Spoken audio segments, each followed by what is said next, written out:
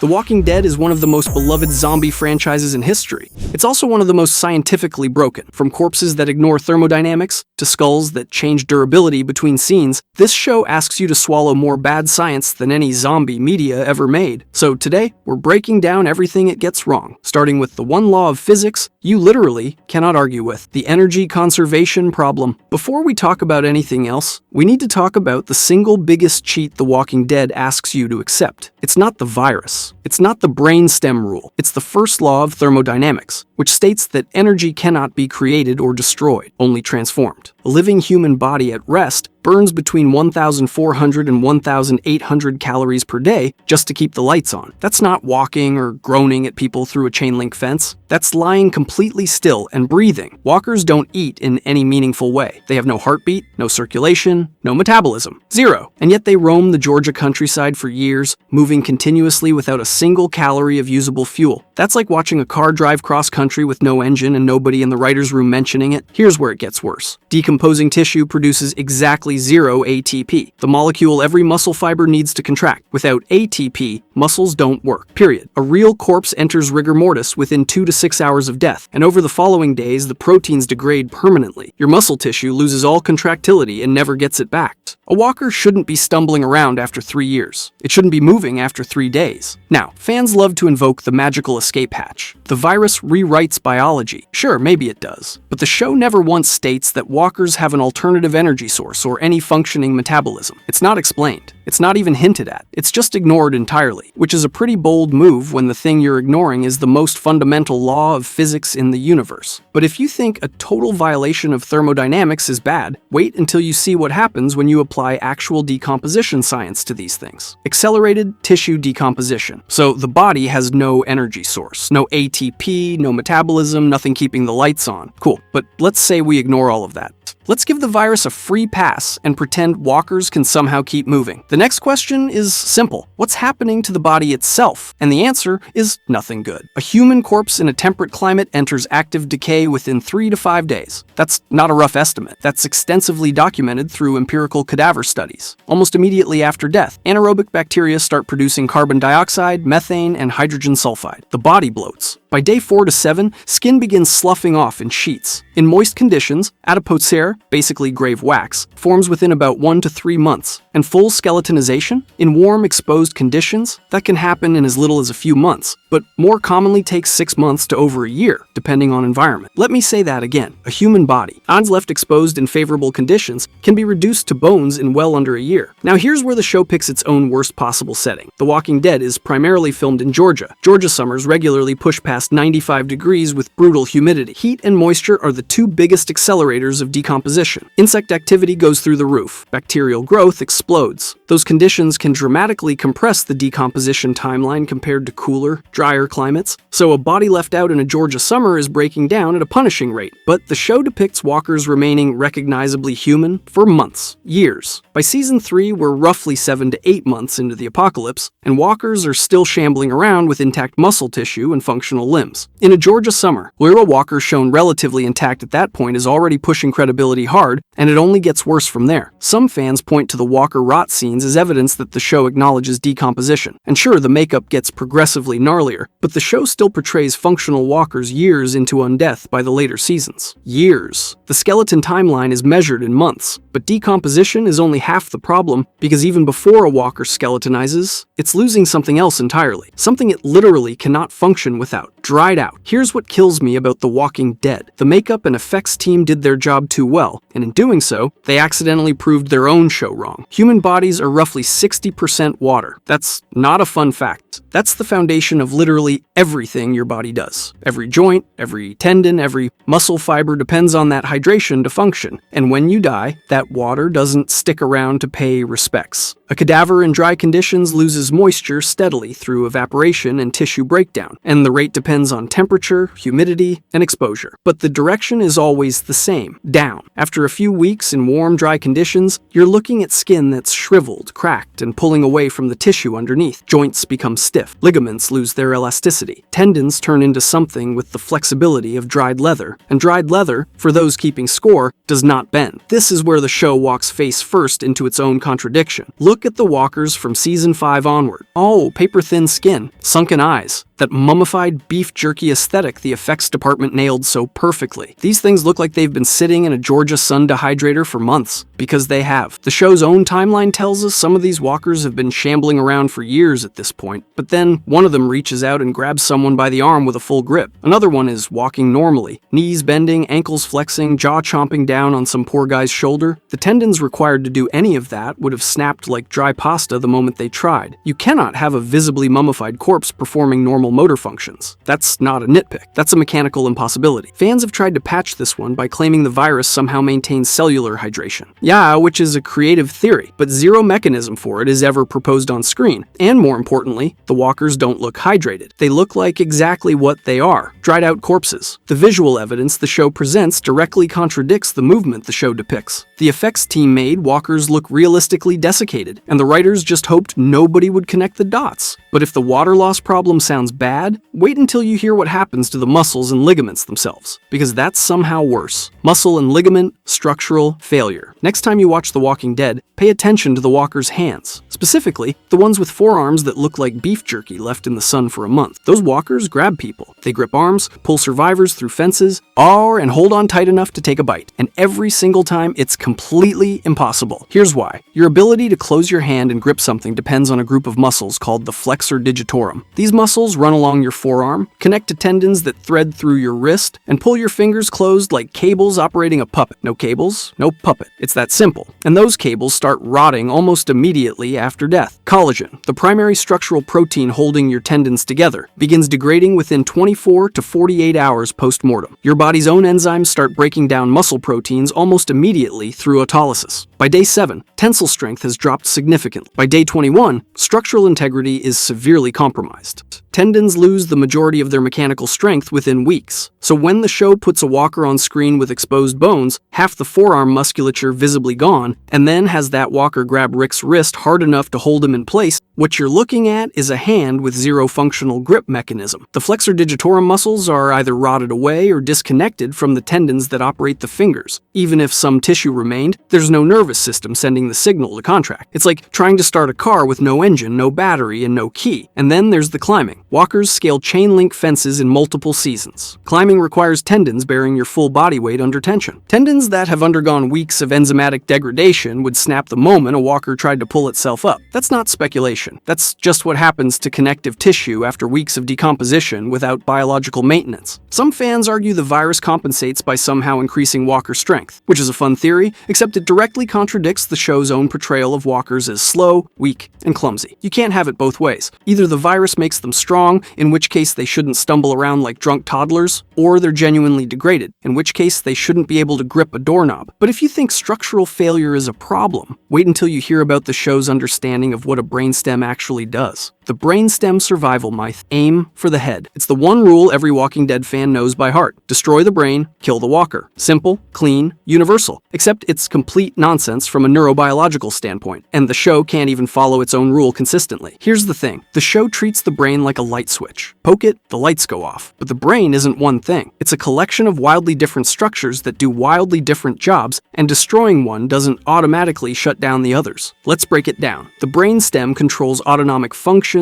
breathing, heart rate, basic reflexes. It also handles motor relay, sending movement signals between the brain and the body. But motor coordination and balance? That's the cerebellum's job, a completely separate structure sitting at the back of the skull. And hunger? That's driven by the hypothalamus, tucked away in yet another location entirely. These systems are deeply interconnected, but physically distributed across different regions. So if you destroy a walker's cerebellum but leave the brainstem intact, you've got something that still has basic motor signals firing but can't coordinate any of it. It would just lie there twitching, unable to walk or grab anything, which is, Not ideal for dramatic television. Conversely, destroy the brainstem but leave the cerebellum untouched, and you've severed the main relay pathway. The cerebellum can plan movements all day long, but those signals have nowhere to go. Drops like a puppet with cut strings. Now think about the iconic knife through the eye socket kill. You've seen it 100 times. Carol does it. Rick does it. Everyone does it at some point. But to reliably kill a walker, you'd need to destroy critical tissue across multiple structures, hitting the brainstem and the cerebellum and the hypothalamus. A 4-inch knife punched through the orbital socket cannot physically reach all three simultaneously. The blade would need to travel in 3 different directions at once. Geometrically impossible. But the real problem isn't the biology. It's the show contradicting itself. In some episodes, walkers take massive cranial trauma and keep shuffling forward. Chunks of skull missing, half their head caved in, still coming. Then in the very next episode, a single quick stab through the temple drops one instantly. The rules change scene to scene based entirely on what's dramatically convenient. The writers needed a simple, repeatable kill mechanic for television. Fair enough, but they built it on a version of neurobiology that doesn't exist, then couldn't even stay consistent with the fake version they invented. At least the brain myth only affects how walkers die, though. How they hunt is somehow even harder to explain. Sensory perception without organs. Walkers can smell you. They can hear you. They can apparently track you across entire city blocks using nothing but vibes and decomposing face holes. And nobody in this show has ever stopped to ask how. Let me explain. For you to smell anything, you need functioning olfactory receptor neurons sitting in the olfactory epithelium, a thin patch of tissue way up inside your nose. These neurons connect to the olfactory bulb in your brain and forming a chain that lets you distinguish between fresh bread and a dumpster fire. Here's the thing. Those receptor neurons begin degrading rapidly after death as oxygen supply cuts off and cells break down. The epithelial tissue undergoes necrosis. Not damaged, not weakened. Done. But it gets better. A decomposing body produces massive amounts of cadaverine, putrescine, and hydrogen sulfide as it rots. Hydrogen sulfide is responsible for the smell of rotten eggs, and cadaverine is literally named after corpses, because that's what it smells like. Even if a walker somehow retained a handful of functioning olfactory receptors, which it wouldn't, those receptors would be completely overwhelmed by the gases pouring out of the walker's own rotting face. That's like trying to hear a whisper while standing inside a jet engine made of your own dissolving sinuses. Hearing isn't any better. Audition requires intact cochlear hair cells and a functional vestibulocochlear nerve. Hair cells are among the most vulnerable sensory structures after death, and they don't regenerate in living humans, let alone dead ones. A walker with half its skull exposed and brain matter visible to the open air does not have a working auditory system. It just doesn't. Now here's where this gets really fun. Remember those iconic scenes where characters smear walker guts all over themselves to blend in? That entire disguise mechanic assumes walkers have a sense of smell sharp enough to distinguish living humans from corpses. But a walker with its face partially rotted away, which the show depicts constantly, would have zero functional olfactory epithelium. It couldn't tell the difference between you and a mailbox. The gut's camouflage is solving a problem that shouldn't exist in the first place. The show never addresses any of this. Fan explanations usually boil down to the virus rewires the nervous system, which is the zombie equivalent of saying a wizard did it. Zero canonical evidence for any of it. The show simply presents walkers tracking humans by smell and sound and hopes you don't think about it too hard. Which is, not ideal when your entire survival strategy revolves around it. But if you think broken senses create plot problems, I'll wait until you see what happens when walkers actually catch their prey and start eating. The digestive system paradox. Nobody on the writing staff for The Walking Dead ever sat down and asked the single most important question about walker biology. Where does the food go? Seriously, walkers eat people constantly. That's their whole thing. They tear into human flesh. They chew. They swallow. We've watched them do it for 11 seasons. But not once does a walker use the bathroom. And look, I'm not saying I needed to see that, but the absence creates a problem that is genuinely impossible to ignore once you think about it. Here's the thing. The human digestive tract processes food over 24 to 72 hours. Material goes in, material comes out. That's how tubes work. If walkers are consuming flesh and that flesh has nowhere to go, it just accumulates in the GI tract. And accumulated organic matter inside a non-functioning digestive system does exactly what you think it does. It rots. Decomposing bacteria produce gas. Methane, carbon dioxide, hydrogen sulfide, the whole party. In a living person, that gas exits through the normal exits. In a sealed cadaver with no functioning sphincters or peristalsis, that gas builds and builds and builds. The timeline here is disgustingly specific. Within days of consistent feeding, the sheer mechanical obstruction would cause the abdomen to distend massively. In a living person, that kind of blockage leads to bowel perforation and peritonitis. But walkers aren't alive, so infection isn't the issue. The gas accumulation in a sealed abdominal cavity would cause visible bloating followed by rupture. We're talking walkers popping like overfilled garbage bags, probably within a week or two of heavy feeding, but the show depicts walkers eating multiple victims across multiple episodes without so much as a bloated belly. Their abdomens stay perfectly flat, which is, not ideal for the show's internal logic. Now, some fans have tried to fix this. The popular theory is that walkers eat purely for behavioral stimulus rather than nutrition. They're driven to consume but gain nothing from it. Cool, except that actually makes the problem worse. If eating provides zero nutritional benefit, then the food is just sitting there doing absolutely nothing except decomposing inside a decomposing body. You've still got the gas buildup. You've still got the rupture timelines. And now you've also got the question of why walkers bother eating at all if it serves no biological function. The virus compels them to do something completely pointless that would destroy their own bodies within days? I don't know what to tell you. It's a biological impossibility with no exit pathway, and the show never even attempts an explanation. But at least walker digestion is a warm weather problem. Cold weather introduces an entirely different set of issues that the show handles even worse: cold weather and freezing points. Here's something the show really doesn't want you to think about too hard. Human tissue freezes at approximately negative 0.5 degrees Celsius. That's barely below the freezing point of water. And the reason it's slightly lower is because of dissolved salts and proteins in your cells acting as a mild antifreeze.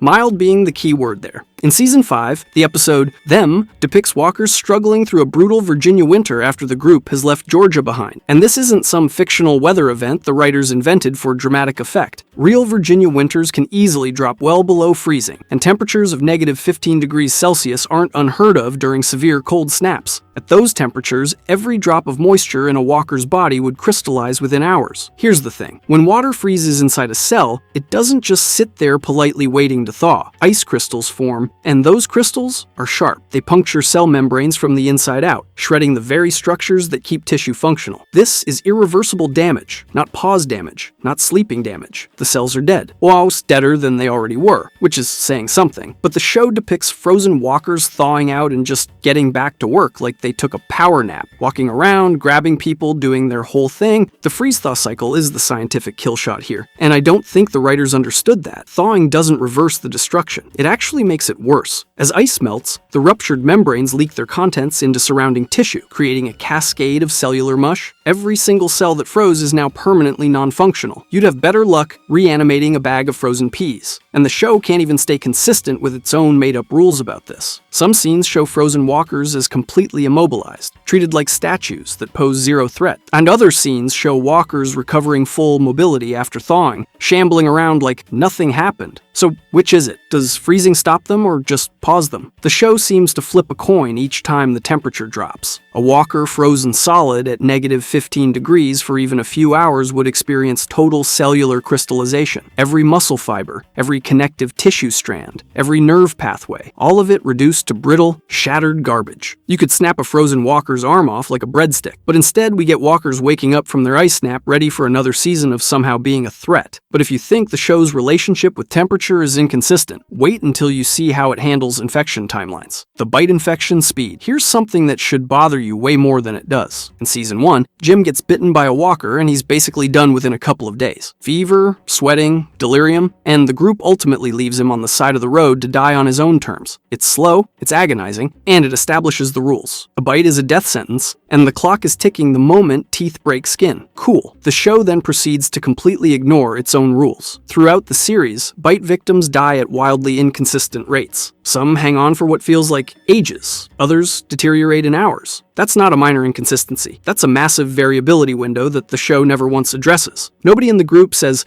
weird that this bite is playing out totally differently than Jim's did. The writers just quietly moved the goalposts because they needed more or less time for dramatic goodbye speeches depending on the episode. Here's where it gets really embarrassing. The closest real-world analog to the walker bite infection is rabies. Rabies travels through your peripheral nerves toward the central nervous system, and it moves at a glacial pace compared to what's depicted in The Walking Dead. The real virus typically takes weeks to months to reach your brain. The show's version apparently travels at the speed of plot convenience, which is not a recognized unit of measurement in virology, but probably should be. If a walker's saliva contains some kind of fast-acting infectious agent, the incubation time should be biologically consistent. That's how pathogens work. Yeah, they don't check the script to see how much screen time is left. Wound depth, proximity to major blood vessels. Sure, these could theoretically cause some variation, but the show never confirms any of this. It never even tries, and that's the real problem. If you can't predict when a bite kills someone, the audience can't properly fear it. The entire tension mechanic of someone got bit. The clock is ticking falls apart when the clock runs at whatever speed the writers need. Jim lingers for days. Other characters drop in hours. Some people show symptoms almost immediately. Others walk around looking mostly fine for an absurdly long time. Fans have tried to patch this with theories about immune variation or wound severity, which is honestly generous of them. But a fan theory is not a writing decision. It's the audience doing homework the writers didn't bother to assign. The later seasons arguably made this worse by stretching incubation times further. A bite that kills you in hours is terrifying. A bite that kills you sometime between now and whenever the plot feels like it is just an inconvenience with a sad ending. But if inconsistent infection timing bugs you, wait until you hear about walkers who apparently have a mute button. Silent stealth versus vocal cord function. This one is so obvious that once I point it out, you're never going to unsee it. Walkers moan. That's their whole thing. The iconic groaning, the guttural sounds, the ambient chorus of the undead. It's basically the show's soundtrack. You hear a walker before you see it. Now, that's the rule, except when it isn't. Because walkers are also somehow the stealthiest creatures on the planet. They sneak up on trained survivors in open fields. They appear behind people in dead quiet rooms. They materialize out of nowhere like they've been taking classes at ninja school. One second the scene is silent, the next second there's a walker 6 inches from someone's neck. Zero footsteps, zero groaning, zero warning. Here's the thing, you can't have both. Functional vocalization requires intact vocal folds, sufficient airflow through the trachea, and some kind of neuromuscular coordination driving all of it. Decomposition attacks soft tissue aggressively in the first few weeks. The larynx begins breaking down, the throat loses structural integrity, and consistent sound production becomes increasingly unlikely. And that's before we even get to the jaw. Opening your mouth to moan requires your masseter and medial pterygoid muscles to be functional, along with the temporalis. These rely on branches of the trigeminal nerve to operate, all of which degrade after death. So, a walker with a visibly rotted face, exposed jawbone, and missing cheek tissue is somehow producing clear, audible groaning sounds.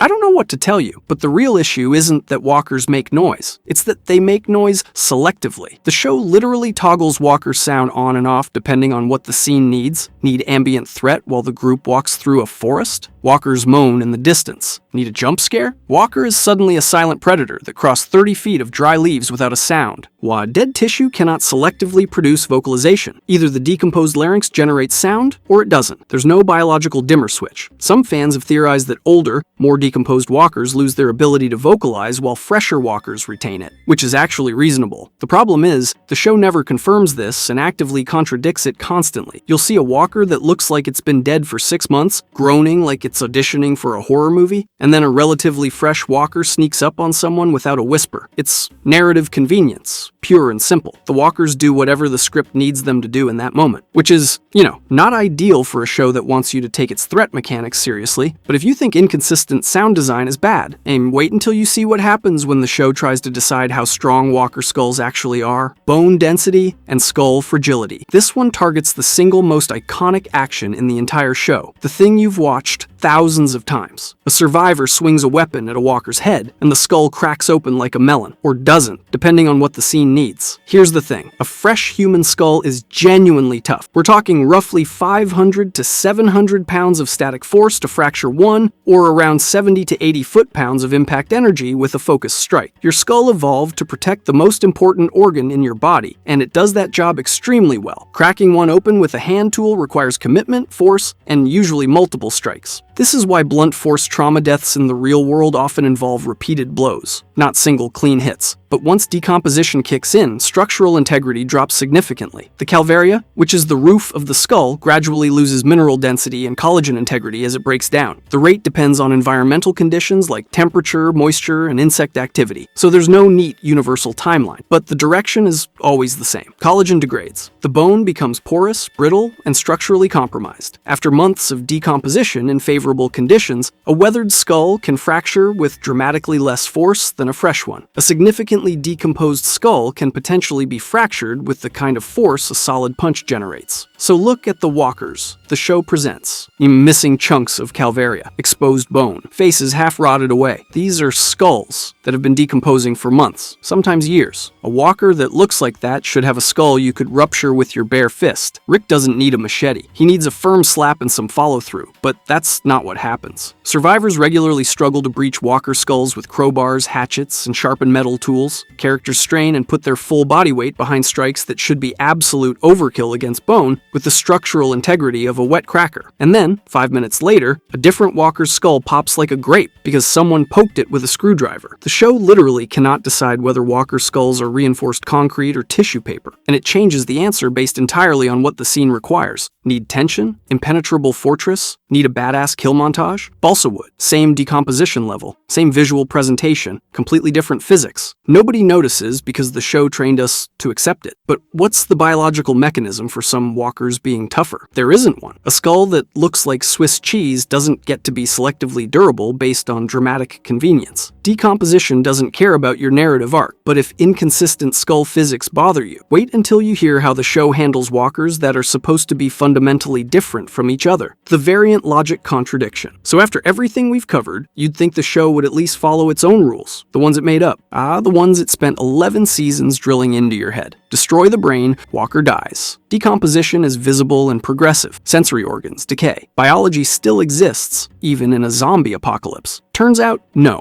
In later seasons, The Walking Dead quietly introduces what fans call variants. Climbers that scale walls with terrifying coordination, walkers that pick up rocks and use them as tools, others that move in organized groups like they're running formations. The implication is clear. The virus is evolving, creating different strains or adaptive behaviors across the walker population. Here's the thing. Evolution doesn't work like that. Meaningful biological variation requires selective pressure over many generations. We're talking substantial generational turnover before you'd see the kind of differentiation the show casually throws at you in a few years. Walkers aren't reproducing. They're not passing on traits. There's no mechanism for natural selection because there's no selection happening. They're dead. This isn't adaptation, it's the writers getting bored with regular zombies. And the show never even attempts an explanation. Are the variants genetic mutations? Viral mutations occurring within individual walkers? Nobody knows. Not the characters, not the audience, not the showrunners based on anything they've put on screen. But the real problem is deeper than evolution. You've got walkers standing side by side with virtually identical levels of decomposition despite being dead for wildly different amounts of time. Some turned months ago, some turned years ago. They look the same. The show spent its early seasons establishing that decomposition is time-dependent, then just stopped caring. And then there's the variant walkers with enhanced abilities. This is the one that breaks everything. A walker displaying coordinated climbing or tool use requires intact motor planning, spatial awareness, and problem-solving capability, which requires a functioning brain, which contradicts the rule that minimal brain damage kills them instantly. You can't have walkers that survive massive structural decay and demonstrate complex coordinated behavior while simultaneously dying from a pocket knife through the skull. Those two things cannot both be true. The variant walkers contradict the brain destruction rule. They contradict the sensory decay rule. They contradict the cognitive deterioration we saw in early seasons. They are walking, groaning monuments to the show, abandoning its own logic. And that's really the whole story of The Walking Dead's zombie biology. They wrote a rulebook in season 1, referenced it just enough to make you think the rules mattered, and then shredded it one page at a time over the next decade. Not all at once, slowly, quietly, until you're watching a desiccated, theoretically brain-dead corpse climb a wall and outsmart a group of armed survivors and thinking, yeah, sure, why not? I don't know what to tell you. If you enjoyed this video and want to see everything zombie movies get wrong about Shelter, click the video on the screen.